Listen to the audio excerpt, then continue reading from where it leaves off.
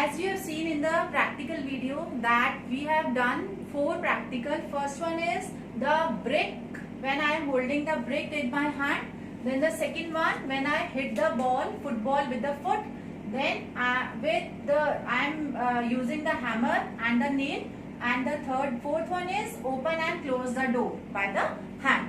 Clear? Now first we will explain how does a force arise between the brick and the hand. Clear? So in the first point, the brick exerts a downward force on the hand only when it is placed in the palm of hand. Similarly, the hand exerts an upward force on the brick when it comes in contact with the brick. So we need two things: interaction.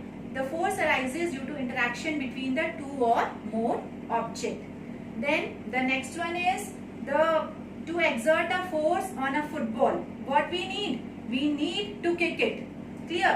The contact of my foot with the ball give rise to the force. Then the third one is the nail and hammer. In nail and hammer, the force is exerted on the nail the moment the hammer strike it. When the hammer strike, the force is exerted on the nail. Then the fourth one, open or close door. When we exert the force on a door to open or close it only when we touch the door.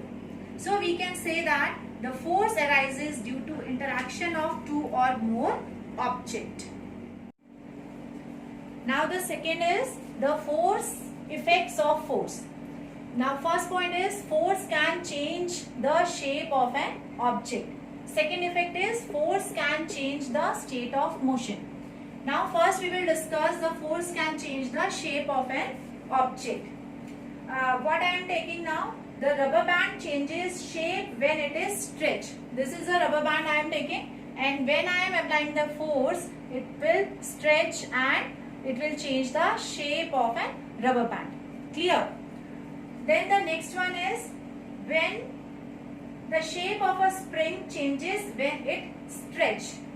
See, inside this spring balance, the spring is there. So when we apply the force in downward direction, inside this, the spring changes the shape of an object. Clear?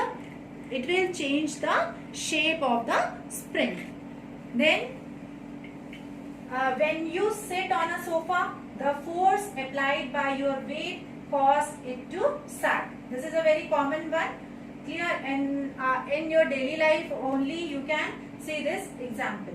Then the very common example is a balloon sailor makes different shapes from balloons by applying force on them. Now in all these examples, the applied force changes the shape of an object. So I think this one is clear to you. The force can change the shape of an object. Now the second is force can change the state of motion. Clear? Now we will do this activity. By performing this activity, how a force can affect the state of motion of an object.